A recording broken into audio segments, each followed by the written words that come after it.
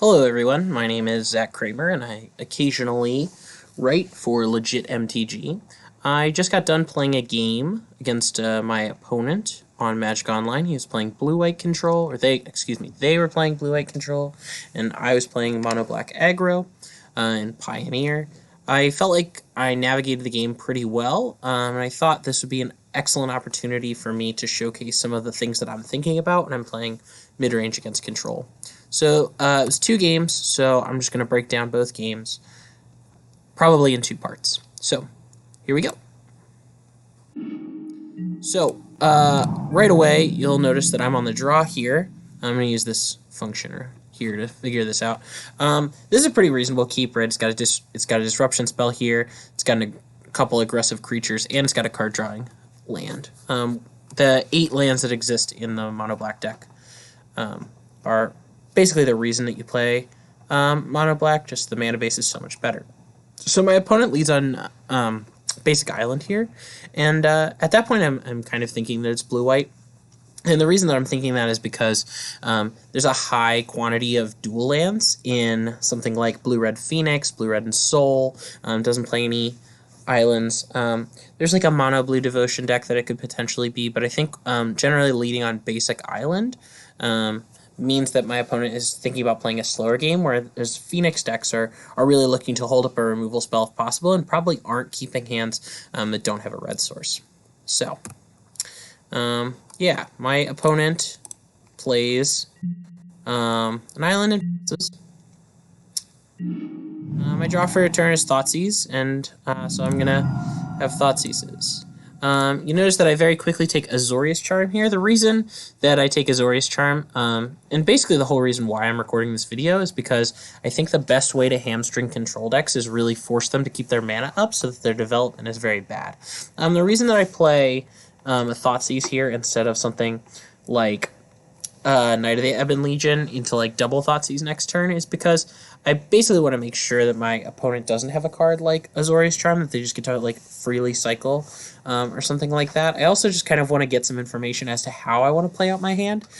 So Thoughtseizing here, I'm basically just going to embarrass these 2 Syncopates for the rest of the game.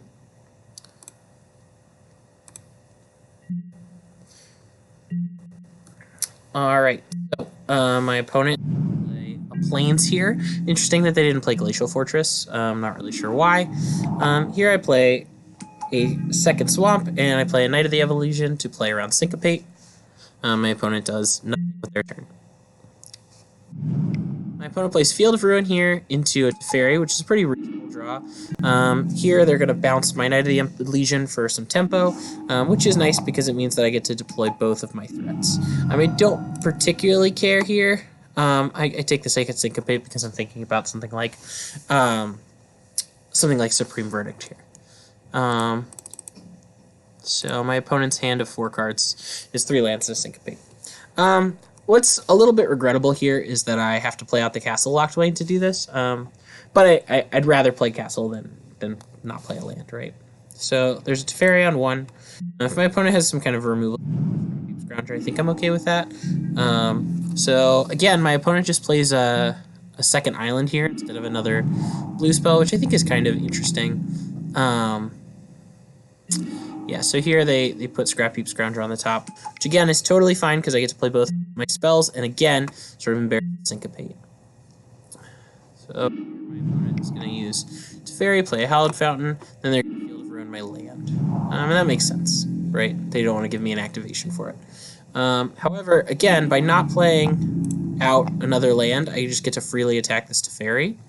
I noticed that I just attacked the Teferi with 1. I would have done the same thing if they had played a Glacial Fortress, representing Azorius Charm. I don't particularly care if they sacrifice their Teferi to blow up my creature. You'll notice that they have 2 mana up, so I'm going to kill the Teferi, and then I'm going to play a Scrapheap Scrounger. I think the Scrounger is much better to play than the Harvester here, because if my opponent does just like peel Supreme Verdict, then I get to sort of recoup some tempo by just bringing back a Scrapheap Scrounger. As opposed to what I would do if my opponent played a Sweeper and I had a Harvester out, I would not be able to push the same amount of damage because I would want to play a Rankle next turn if they tap out for the verdict, right? Or a Rankle if I peel a land. I guess maybe it's defensible to play the Harvester, but I do think putting a non-summoning sick creature into play to put on the pressure to my opponent who just has the Syncopate is actually pretty important. So my opponent plays Castle Ardenvale, which I think is just like the most annoying way people just kind of try and stick in the game. So here, I am going to attack with all my creatures. I could pump with my Knight of the Ebon Legion here, but instead what I'm going to do is I'm actually going to stop my opponent from using Castle Ardenvale for their turn, and I'm actually just going to run this Aethersphere Harvester into a Syncopate, the hope of playing Rankle and actually putting my opponent to basically dead. So I'll play Harvester. Harvester gets Syncopated. Who would have thought? Yep. So my Knight grows. And again, if they peel Verdict here, I get this Scrap Heap Scrounger back. I'm still holding up this 2 mana. And I draw Castle Locthwain, which is pretty useful. I'm going to play Rankle here. The reason I'm going to play Rankle is because I want to, if my opponent doesn't Castle Ardenvale, then I want them to be dead to the Scrap Heap Scrounger that I can bring back. My opponent here uses Azorius Charm to draw a card. What I think I might do is I might have actually used Azorius Charm to put Scrap Heap Scrounger on the top of my library, and then made a Castle Ardenvale token to block something. But I think at this point they think they need something like Supreme Verdict. Settle the Wreckage might potentially be in their deck. Anyway. My opponent does what they're going to do. They use a human to block on the Knight, which actually is not the best point of damage. Not that it would particularly matter. If they had been at 4, I would have had a pile of lethal threats. Whatever. Narset here.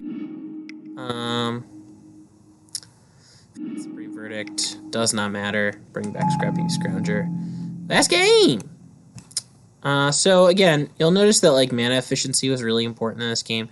My opponent doesn't have a particularly great draw, right? Like they do say 3 Azorius Charms, but I think we did a pretty good job of sort of making those cards not particularly relevant. When they did find the Verdict, it was too late, but we didn't play our threats in a way that sort of let those Syncopates do anything particularly significant. All right, so I'm going to go back and spoiler alert, 1-2-0.